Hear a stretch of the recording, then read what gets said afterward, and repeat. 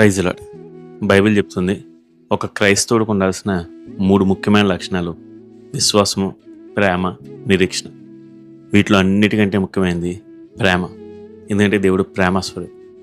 ప్రేమ కలిగినవాడు దేవుని కలిగినవాడు, అలాగే దేవుని కలిగినవాడు విశ్వాసాన్ని కలిగి ఉంటాడు, నిరీక్షణ కలిగి ఉంటాడు. ఇది అందుకనే మీరు ఈరోజు నిరీక్షణ కలిగి ఉన్నారా, విశ్వాసం కలిగి ఉన్నారా, ప్రేమ కలిగి ఉన్నారా? ఈ మాటలు దేవుడు మీతో అడుగుతున్నాడు. ఇదిగో మనలో చాలామందికి కష్టాలు వచ్చినప్పుడు, లేదంటే దేవుడు మనకు చేసిన ఏదైనా వాగ్దానం కోసం ఎదురు చూస్తూ ఉన్నప్పుడు మనం మొదటగా కోల్పోయేది మన నిరీక్షణ. ఆ తర్వాత ఈ నిరీక్షణ కోల్పోవడం అనేది మన విశ్వాసాన్ని దెబ్బతీస్తే దాన్ని బట్టి విశ్వాసాన్ని కోల్పోతాం. విశ్వాసాన్ని కోల్పోవడాన్ని బట్టి మన ప్రేమ దెబ్బతింటే మనం ప్రేమను కోల్పోతాం. దీన్ని బట్టి చివరిగా మన జీవాన్నే కోల్పోయేవారుగా అవుతాం. ఎందుకంటే మనం దేవుని కోల్పోతాం కాబట్టి.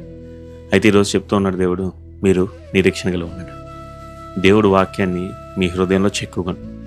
ఇదిగో మీ చుట్టూ ఉన్న కష్టాలు, ఇక మీ ముందున్న పరిస్థితులు ఇది అవ్వదు అని బల్ల గుద్ది మరి చెప్తూ ఉంటే మీరు మీ హృదయంతో చెప్పండి, నా దేవుడు చెప్పాడు ఇది అవుతుంది, దాన్ని బట్టి నేను నీతో బల్లగుద్ది చెప్తానని చెప్పండి.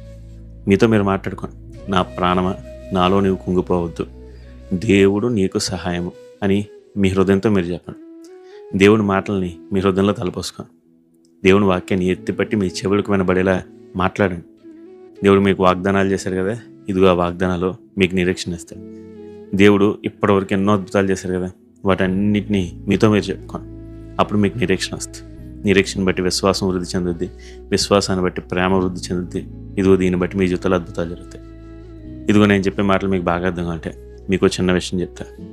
ఇదిగో కొన్నాళ్ళ క్రితం కొంతమంది సైంటిస్టులు నిరీక్షణ మీద ఒక ఎక్స్పెరిమెంట్ చేశారు. దాన్నే ది హోప్ థియరీ అంటారు.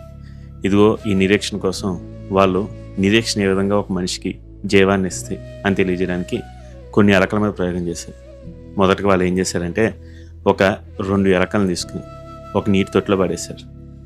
ఇదిగో 2 ఎలకలు కూడా కొట్టుకుంటూ ఉన్నాయి. కొద్దిసేపటికి కరెక్ట్గా ఒక 15 నిమిషాలు అరౌండ్కి ఆ 2 నీళ్ళలో మునిగిపోవడం మొదలుపెట్టాయి. ఆ మునిగిపోతున్న సమయంలో వాళ్ళు ఒక ఎలకను వదిలేశారు, కానీ 2 ఎలకను బయటికి తీశారు. ఇది ఒక ఎలక చనిపోయింది, కానీ ఇంకొక ఎలక అది చనిపోయే సమయంలో బయటికి దిగింది. ఆ తర్వాత మరలా ఇంకో 2 ఎలకలను తీసుకొచ్చి ఇదిగో ఈ ఎలకను కూడా పెట్టి, అంటే దీంతో ఇంకో ఎలకతో మరలా అదే ప్రయోగం చేశారు. ఈసారి ఏమైంది అంటే మొదట 15 నిమిషాలకు మునిగిపోయిన ఆ ఎలక ఈసారి 60 నిమిషాల దాకా సర్వైవ్ అయింది. ఇదిగో దాని పక్కన ఉన్న ఇంకో ఎలక సరిగ్గా అదే 15 నిమిషాలకి మరలా మునిగిపోయి చచ్చిపోయే స్టేజ్కి వచ్చింది. ఈసారి దాన్ని బయటికి తీశారు. ఇప్పుడు మరలా ఈ 15 నిమిషాల తర్వాత ఆ వదిలేసిన ఆ ఎలకని 60 నిమిషాలు సర్వైవ్ అయిన ఈ ఎలకని పెట్టి మరలా టెస్ట్ చేశారండి. ఇదిగో అప్పుడు కూడా సేమ్ రిజల్ట్. ఈ 60 నిమిషాలు బతికిన ఎలక ఈసారి ఇంకా ఎక్కువసేపు నీటిలో కొట్టుకుని ఇంకా ఎక్కువ ప్రయత్నం చేసిందండి. ఈ 15 నిమిషాలు ప్రయత్నించిన ఎలక ఈసారి 60 నిమిషాల దాకా తన ప్రాణాన్ని నిలబెట్టుకోవడానికి ప్రయత్నించింది. చూసారా, అదే ఎలక, అదే నీళ్ళతోటి, కానీ వాటిలో సహాయం లభించగానే వాటికి ఒక నిరీక్షణ వచ్చింది. నేను మునిగిపోయే సమయంలో నన్ను కాపాడడానికి చెయ్యి వస్తాను.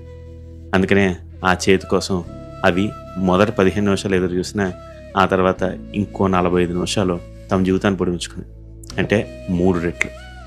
ఈ 3 రెట్లు ఎలా పెరిగింది అంటే కేవలం నిరీక్షణ వల్ల. ఇదిగో దేవుడు మన జీవితంలో ఇచ్చే వాగ్దానాలు కూడా అవి. ఆయన వాక్ మన దగ్గరికి వచ్చినప్పుడు మనకు నిరీక్షణ వస్తుంది. ఇది ఈ నిరీక్షణ మన వాగ్దానాలు స్వతంత్రించుకోవడానికి మనకి ఇంకాస్త విశ్వాసం వస్తుంది, ఇంకాస్త ఎక్కువ సమయాన్ని ఇస్తుంది. దేవుడు అన్నీ తన సమయంలో చేస్తాడు. ఆయనకి తెలుసు ఎదురైటాం.